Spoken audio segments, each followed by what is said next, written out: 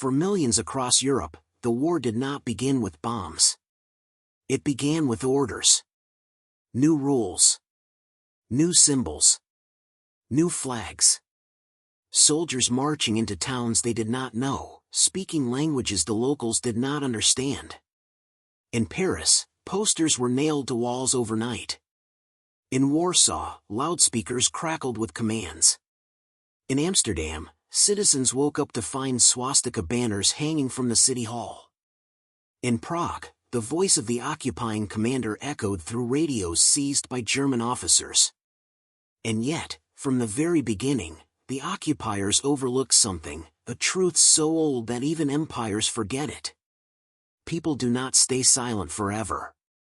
And they certainly do not stay silent when everything that matters, home, family, dignity, future, is threatened. The first letters were simple. In the early months of occupation, resistance did not look like sabotage or ambushes.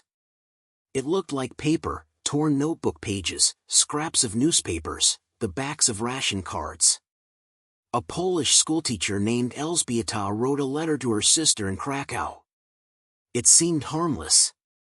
The harvest is late this year. Weather colder. Soldiers everywhere. But hidden inside, between the lines, in the rhythm of the phrasing, was a message only her sister would understand. They have taken the men from the village. Hide your husband. In Amsterdam, a baker wrote to his cousin.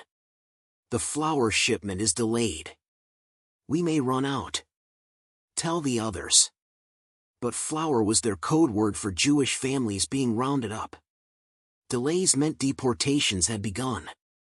Across Europe, simple letters, ordinary on the surface, became warnings, shields, and calls for help.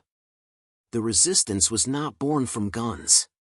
It was born from fear meeting courage on a piece of paper. The French whisper that grew into a roar.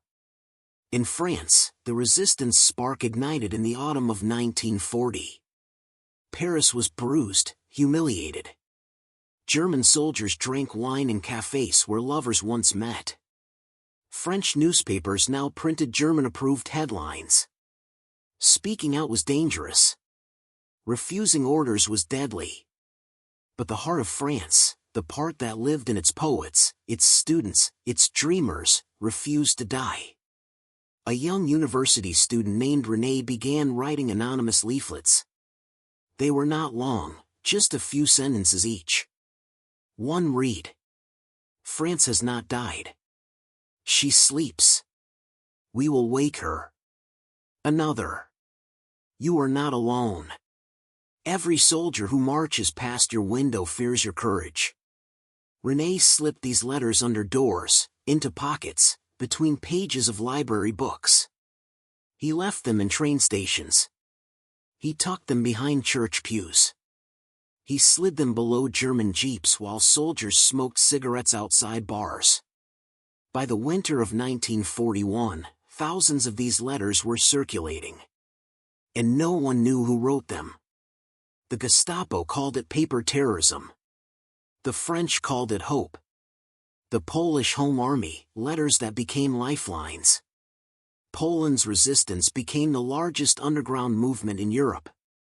The Home Army, Armia Krajowa, or AK, used letters not only to communicate, but to survive. Every message needed three things. Location codes disguised as casual remarks, dates hidden as harmless references, names masked with metaphors. A field commander might write, "The apples near the eastern orchard are ready for picking." This meant, the Germans have moved to the eastern district. Prepare for evacuation. A young courier, 18-year-old Lydia, carried these letters tucked inside her boots. She rode bicycles, slipped through forests, hid among refugee crowds, because a single mistake meant execution. One night, in early 1942, she delivered a letter to a farmhouse outside Radom. The father who received it read the coded message. Then he broke down. The letter saved his family's lives. It warned that soldiers were coming for suspected sympathizers, a death sentence disguised as a political label. He looked at Lydia and whispered, "God sent you." She whispered back, "No. Poland sent me." For the Home Army, letters were not communication. They were resistance itself. The Dutch underground, ink against the dark. The Netherlands, a country of bicycles, canals, and quiet streets, never imagined it would become a battleground of shadows. But once the occupation began, Dutch citizens turned their homes into hiding places, their schools into information hubs, their printing shops into underground tools of war. One of the strongest resistance weapons was the underground newspaper. Handwritten at first, then typed, then printed on smuggled ink in stolen machines. Letters smuggled across the country warned citizens which houses were raided, which streets to avoid, which German collaborators were informing where Jewish families were being hunted, and how to forge identity cards to stay alive. A woman named Johanna formed a secret letter-passing ring inside her neighborhood. Each night, when the city was dark and curfew locked everyone indoors, she carried messages in the false bottom of a basket filled with bread. Once, a German soldier stopped her, laughing, and asked, "Anything interesting in the basket?" She smiled softly and said, "Only what keeps people alive." He let her go. He never realized she was carrying a message that would protect an entire hidden family. The Warsaw Ghetto, letters written in fire. No place in Europe felt the war's cruelty more brutally than the Warsaw Ghetto. 500,000 Jews confined inside walls, starved, watched, stripped of rights, stripped of identity. And yet, even here, letters kept the spirit alive. Letters smuggled through cracks in the wall. Letters hidden in loaves of bread. Letters written on cigarette papers and passed through sewer systems. A 17-year-old girl named Chana wrote to her cousin outside the ghetto, "We are still alive. Do not forget us. If the world cannot hear our voices, maybe one day they will read them." These were not just messages. They were the last recordings of lives the world was trying to erase. When the Jewish resistance began preparing for an uprising, coded letters announced it silently. "The winter trees will burn this spring." Everyone inside the underground knew exactly what it meant. The Italian partisans, letters before the last stand. When Italy collapsed in 1943, German forces seized control and created a puppet state. But in the mountains of northern Italy, partisans formed fast: students, teachers, farmers, former prisoners, deserters, priests. Their letters became declarations of defiance. One partisan, before a planned ambush, wrote this simple line: "If I don't come back, tell my wife that I walk toward freedom, not death." Another wrote, "Every night I hear the bells of my village ringing in my dreams. I fight so one day they ring again." Most never saw their families again. But their letters survived. Hidden in barns. Buried in jars. Sewn inside jackets. Passed hand to hand among those who refused to stop fighting. The women who carried messages through the shadows. Every resistance movement had women, thousands of them, working in absolute secrecy. They delivered letters because women drew less suspicion. Many were trained couriers. They blended into markets, farms, and train stations. They carried messages hidden under skirts, inside hair buns, in baby blankets, in loaves of bread, in church hymn books. Some were teenagers. A 16-year-old girl in Belgium carried a letter across an occupied train line disguised as a passenger going to visit her aunt. The letter warned of a planned roundup. She saved over 30 lives with that one message. A nun in Lyon hid letters inside prayer books. A nurse in Prague stitched letters inside bandages wrapped around her own arm. A librarian in Copenhagen used hollowed-out books to move microfilm. The war may have been fought with weapons, but it was often won with words. Letters that could cost your life. Not all letters were warnings. Some were simply attempts to stay human. A French man wrote a love letter to his wife. If you are reading this, it means I did not return. I want you to know that loving you is the greatest resistance I ever lived. A Polish father wrote to his children. I am not gone. I am in every quiet moment. Remember me in peace, not fear. A Dutch journalist wrote. When truth is forbidden, writing it becomes a weapon. Each of these letters was illegal. Possessing them meant prison. Delivering them meant execution. Reading them meant hope. The underground did not fight alone, their letters held them together. By late 1942, Europe's resistance networks were no longer scattered groups. They were united webs of messengers, spies, printers, fighters, and families.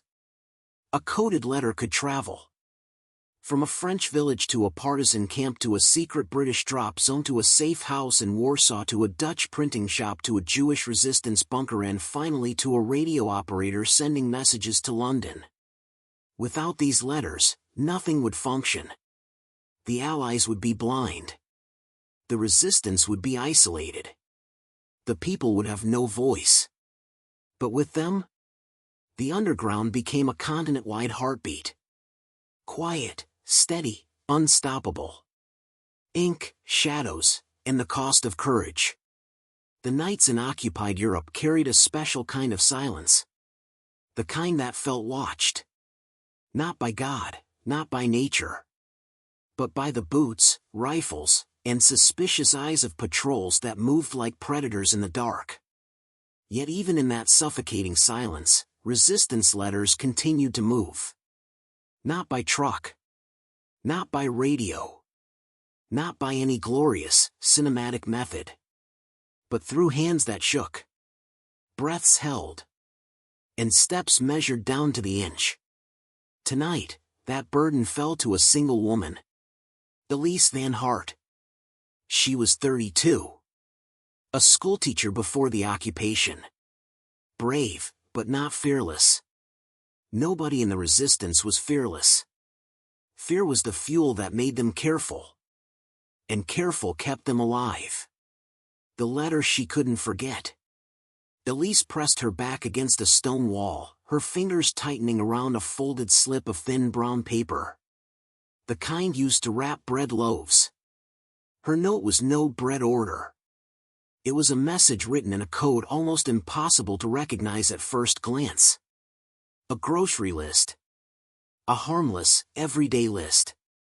Except that 2 onions meant 2 officers had arrived to reinforce the local command post, 1 sack of flour meant 1 armored truck had entered the town square, black pepper meant machine gun nests had been installed, do not buy apples meant civilians should avoid the western road.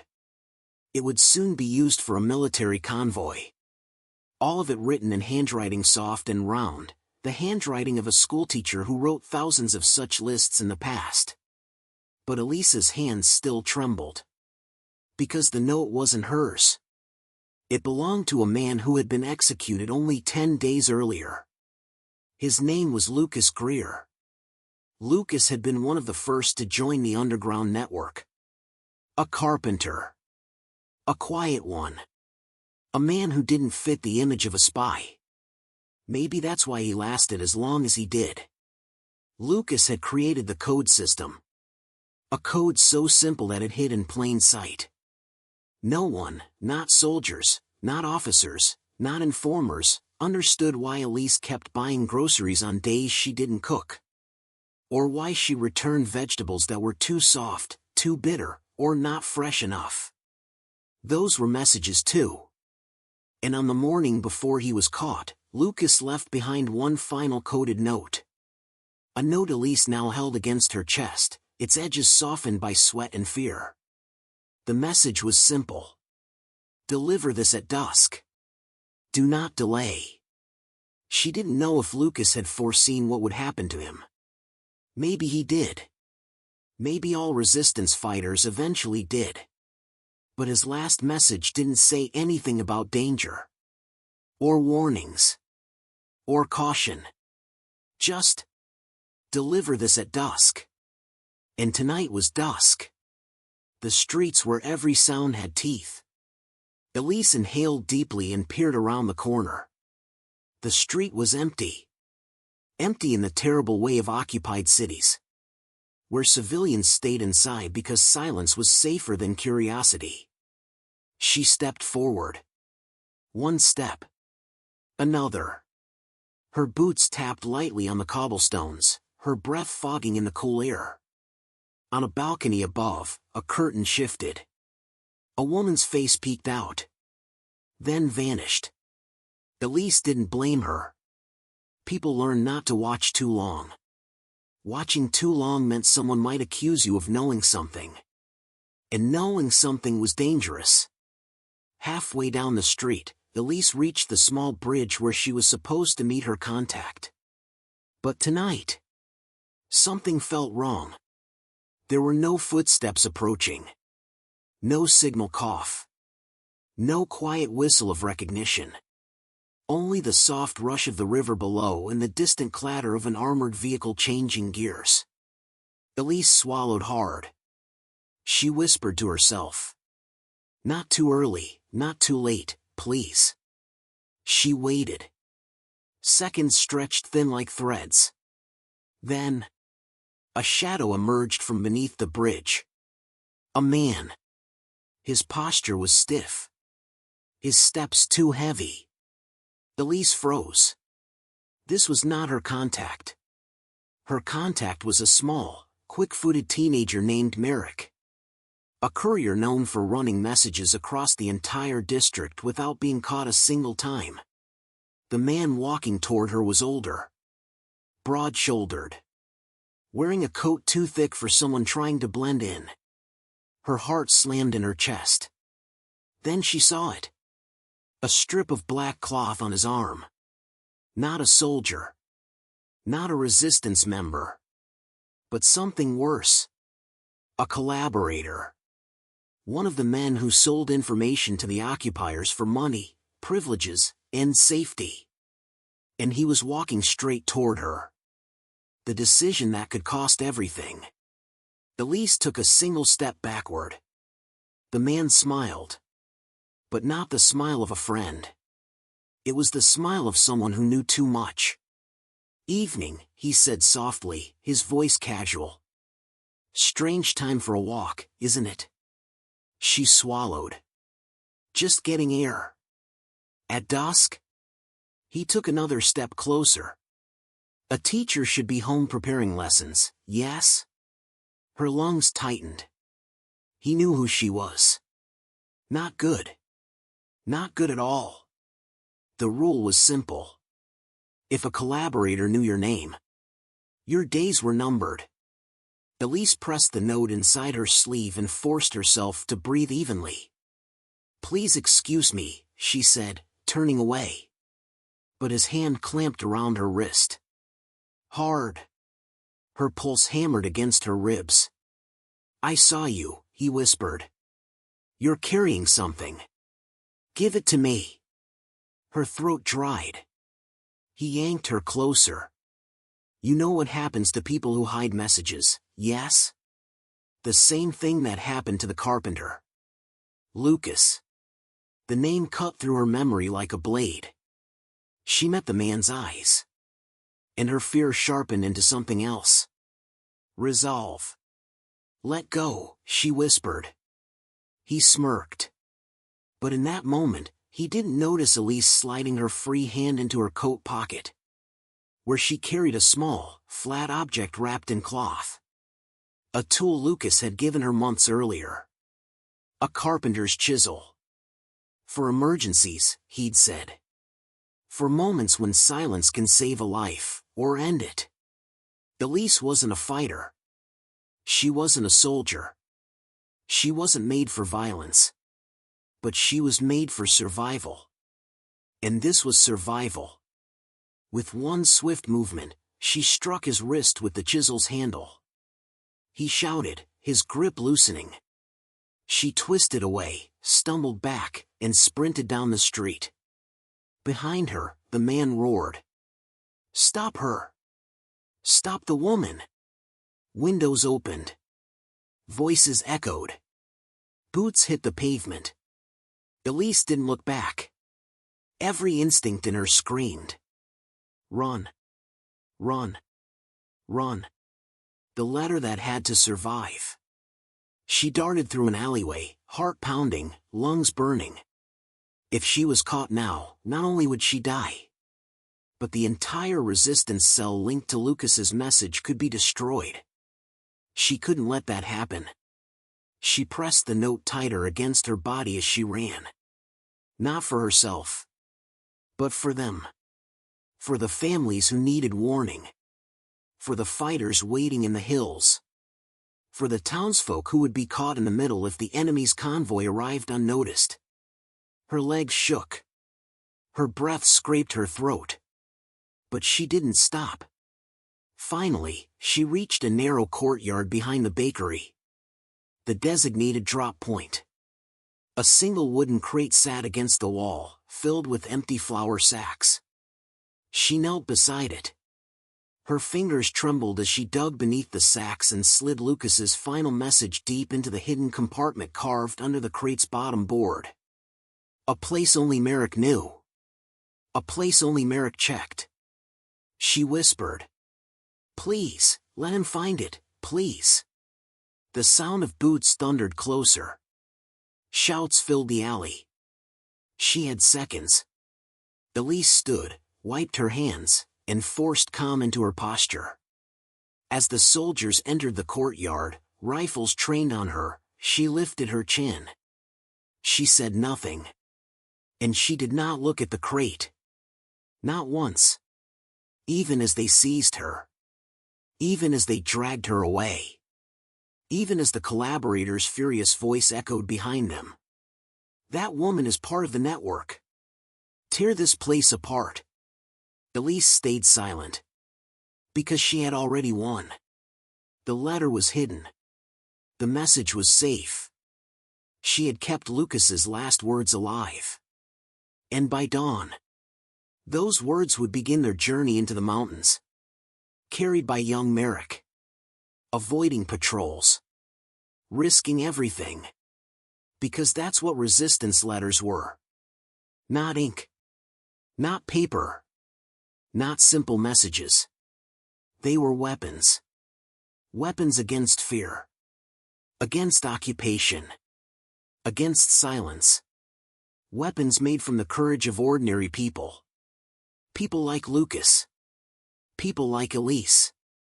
People who would not quit. No matter the cost. The boy who carried a nation on his back. The sun had barely risen, but Marek was already awake. He sat on the cold floor of the abandoned textile mill that served as the Resistance's secondary safe house. Knees pressed to his chest, backpack in his lap, breath fogging in front of him. He was only 16. 16. But carrying a responsibility heavier than most grown men would ever know. He had slept poorly, haunted by the same question over and over. Did Elise manage to deliver the message? He wanted to believe she did. He prayed she did. Because the movement depended on that note. Not a dozen notes. Not a bundle of documents. Just one. One grocery list that held the fate of entire villages. And Marek was the courier who had to carry it into the mountains. A journey that would take him across patrolled roads, forest ambush points, flooded marshland, and hidden minefields the occupiers had set months earlier.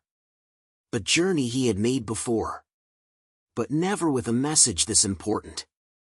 Slow footsteps approached across the mill floor, and a familiar voice whispered. Marek? It was Tomasz. One of the older members of the resistance. He was missing 2 fingers from an accident years before, wore glasses held together with tape, and always walked with a slight limp. But he was loyal. Steady. And he treated Marek like a younger brother. They took Elise, Tomasz said softly. Marek's heart dropped. No, he whispered. No, she's careful. She always knows, she always. She got cornered, Tomasz said, sitting beside him. A collaborator tipped them off. Marek clenched his jaw so hard it ached. Collaborators. Always collaborators. Men who traded their own people's freedom for the illusion of safety. Who built careers from betrayal. Who smiled while giving names to soldiers with loaded rifles. His fists trembled. Tomasz placed a hand on his shoulder. She fought back, he added. Bought us time. Marek swallowed. That was Elise. Brave even when terrified. His voice cracked.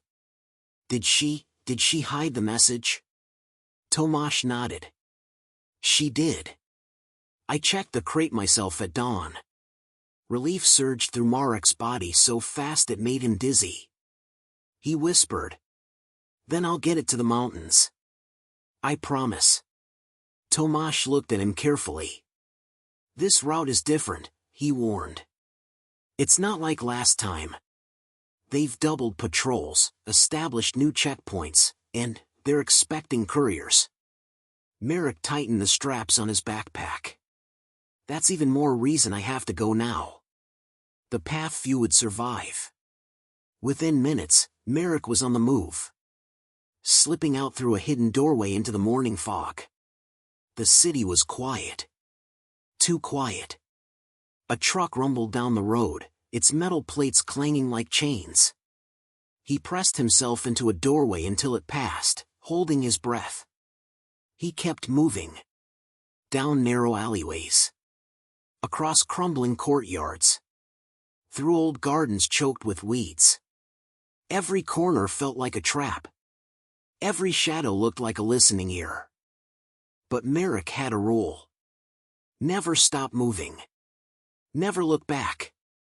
Never let fear decide the route. A mile out of the city, he reached the riverbank. The water was fast and dark, swollen by spring rain. He followed it upstream, keeping to the reeds. Mud sucked at his boots. Branches scraped his arms. But the river was safer than the road. Patrols hated the mud. After nearly an hour of trudging, he reached the first danger point. A fallen tree that formed a natural bridge. To any stranger, it was nothing. Just a rotting log across the water. But Marek knew the truth. It was a trap. Soldiers hid in the bushes. Snipers watched from the ridge. Anyone trying to cross was instantly arrested. He crouched low, studying the tree. A sparrow perched on a branch. Then flew off in a blur of feathers. A signal. Not from the sparrow. But from the resistance lookout hidden deep in the brush. They used birds as subtle markers. Bird flies left. Safe. Bird flies right. Danger. This one flew left. Marek's pulse calmed slightly. He moved quickly, crawling beneath the log instead of stepping on it. Cold water soaked his sleeves. Rocks scraped his knees. His backpack nearly dipped into the river. But he made it across unseen. He didn't stop to rest.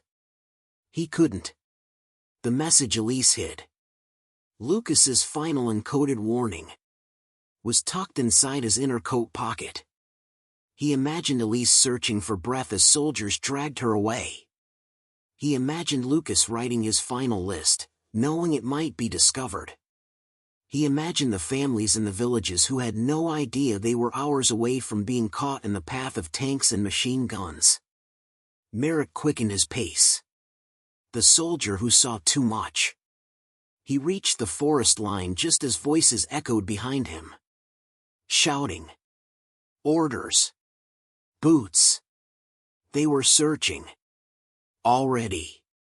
Marek's blood turned cold. He sprinted into the trees, dodging roots and fallen branches. The forest swallowed him in heavy shade. Birds scattered overhead. Twigs snapped beneath his feet. He ducked behind a mossy boulder, chest heaving. Then he saw him. A soldier. Standing only 20 meters away. Young. Barely older than Marek. His uniform was too large, his helmet slightly crooked, rifle held awkwardly. A conscript? A new recruit? Someone who didn't want to be here? Marek's heart hammered against his ribs. If the soldier turned his head even slightly, he'd spot him. He held his breath so long his lungs screamed. The soldier stepped closer. And closer. And then he stopped. He knelt on the ground, pulled a small book from his coat, and opened it. A prayer book. Marek blinked. The soldier whispered softly. I do not want to die here. His voice trembled. I do not want to shoot anyone else. A moment passed. The soldier wiped his eyes, stood up, and walked away. In the opposite direction. Marek didn't breathe until the forest swallowed him completely. He whispered to himself. He's just a boy, like me. War didn't just crush cities. It crushed the people forced to fight it. The mountain shadows. By late afternoon, Marek reached the foot of the mountains. The air grew colder. The wind harsher. The trail steeper. But the worst was still ahead. The occupiers had set up a base near the ridge. A cluster of watchtowers and sandbag bunkers lit by spotlights after dark. To reach the resistance base, Marek had to pass right beneath it. He waited until dusk painted the sky in deep blue and purple. When the first spotlight swept across the slope, he dropped flat. He'd memorized the pattern from previous runs. 5 seconds left. 3 seconds pause. 5 seconds right. 3 seconds pause. He counted under his breath. 1, 2, 3. The light swept away.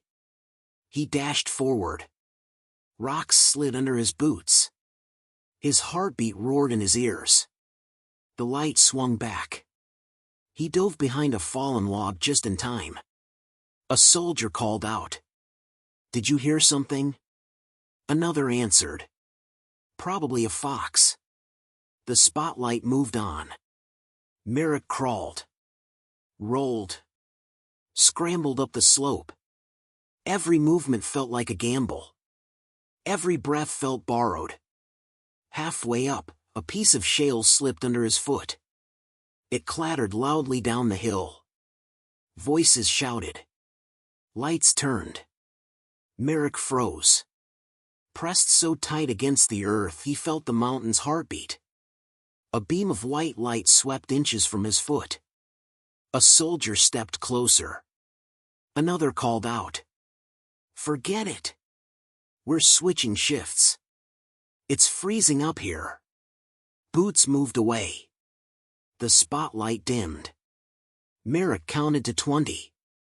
Then 50. Only then did he move again. Faster now, fueled by the knowledge that if he stopped, he wouldn't start again. His legs burned. His lungs felt torn. But then, he saw it. A flicker. A glow. A lantern swinging gently. The signal. The resistance's hidden entrance. Tomasz had said someone would be waiting tonight. Marek stumbled toward the light, nearly collapsing as a figure emerged from the shadows. A stern woman with sharp eyes and a rifle slung across her back. Password, she said without emotion. Marek swallowed hard. He whispered. Bread rises. When the people rise. She nodded, stepped aside, and helped him into the narrow cave entrance. You're late, she said. Marek pulled the soaked, mud-stained note from his coat. No, he whispered. I'm right on time. The message that changed the plan. The woman guided him into the main cavern. A hidden base lit by lanterns and filled with maps, crates, and exhausted fighters. A man in a long coat approached. The mountain cell's commander. His eyes widened. "You made it," he said. "We feared the worst." Marek handed him the coded grocery list. "Lucas's last message," he said quietly. "Elise delivered it, even though they captured her." The commander unfolded the note. Studied it. His face darkened. "This changes everything," he said. "The convoy arrives at dawn. We expected midday." A murmur spread through the cavern. He turned to Marek. "You didn't just deliver a message." His voice cracked with emotion. "You delivered time. You delivered warning. You delivered lives." Marek exhaled shakily. Suddenly the weight of all he'd carried, the fear, the running, the hiding, hit him like a wave. His knees buckled. The commander caught him by the shoulders. "You're safe now," he said. "You did your part. Rest." Marek tried to speak, but exhaustion stole the words. He fell asleep before he hit the bedroll. The letters that still needed to be written. That night, while Marek slept, the mountain fighters prepared. Maps were redrawn. Ambush points recalculated. Civilians secretly warned. Lucas's coded message. Delivered by Elise. Protected by Marek. Would save hundreds. But not everyone would live to see the sun rise. War didn't offer perfect victories. Only survival. One message at a time. And on a small wooden table in the corner of the cave, the commander pulled out a fresh sheet of paper. He picked up his pencil. He began writing a letter. Not for a soldier. Not for a spy. But for Elise. A letter to honor her courage. A letter the resistance would try to smuggle to her family. A letter that said, simply, she did not break. She did not falter. Because of her, we still stand. The dawn that changed everything. The night had been long. The cave smelled of damp earth, candle smoke, and the faint metallic tang of fear. Marek stirred slowly, eyes heavy, muscles stiff. The adrenaline had faded, leaving only exhaustion, but also a quiet satisfaction.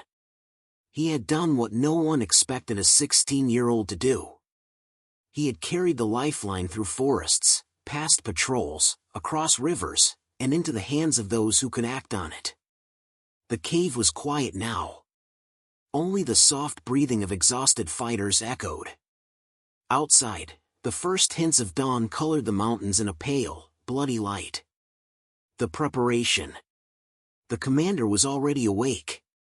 He crouched over a map, pencil tapping softly. "Dawn is in 30 minutes, he said, not looking up. "By the time the sun rises, the convoy will be on its new route. Thanks to this note, we might just have the upper hand." Marek watched him.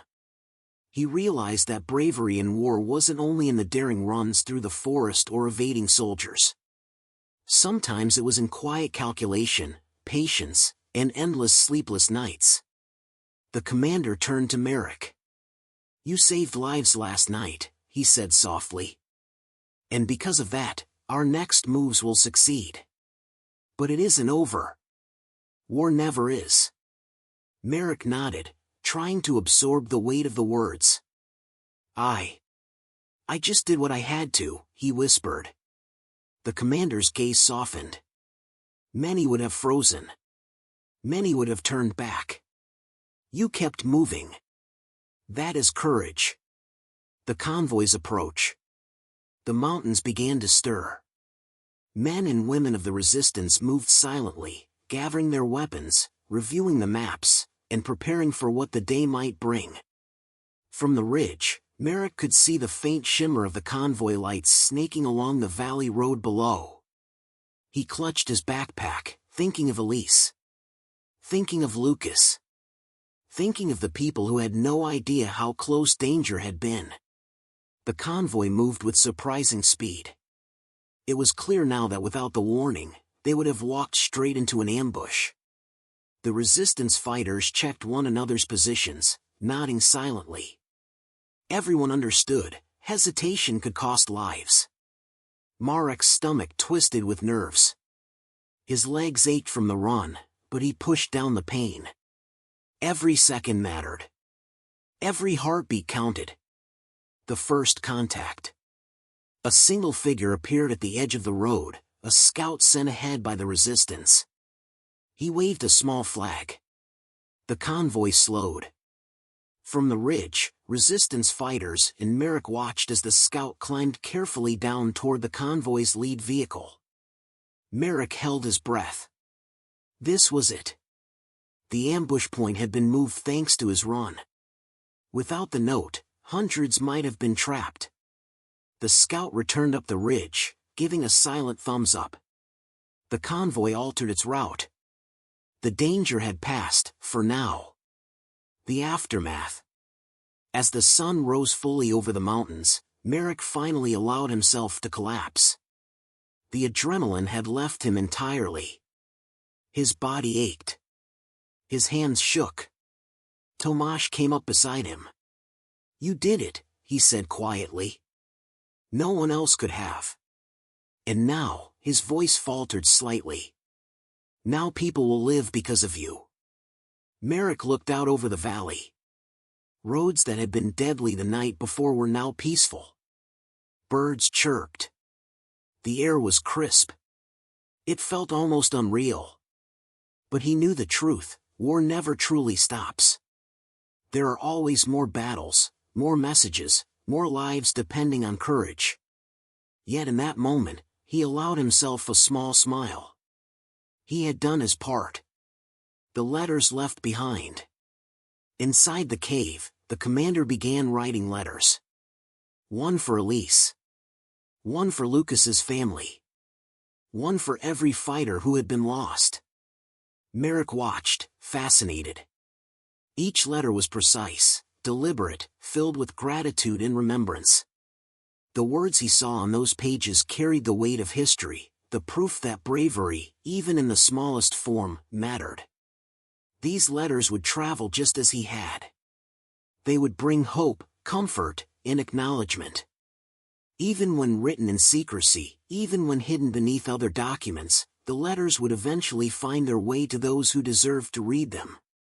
Marek realized that sometimes, the pen was as powerful as the sword, the pencil as sharp as any blade.